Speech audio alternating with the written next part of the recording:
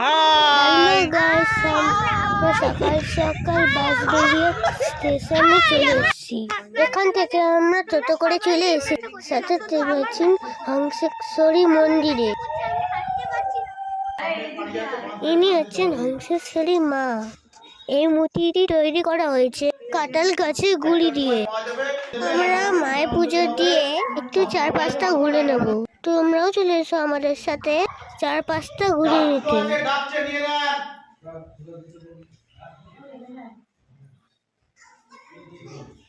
1300 সালে রাজা নৃসিংহদেব মহাশয় এই মন্দিরটি নির্মাণের কাজ শুরু করেন।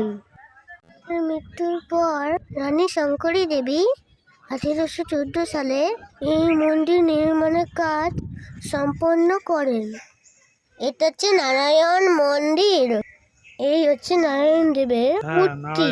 এই নারায়ণ মন্দিরে ওরা মাটি অসংখ্য কারুকার্য করা আছে, যেগুলি রামায়ণ মহাভারতের দৃশ্য দিয়ে খচিত করা হয়েছে। আমার মন্দিরটা ভালো লাগলো। আমি এখানে খুব মজা করলাম। তোমাদের কেমন লাগলো কমেন্ট করে জানাও। লাইক করে পাশে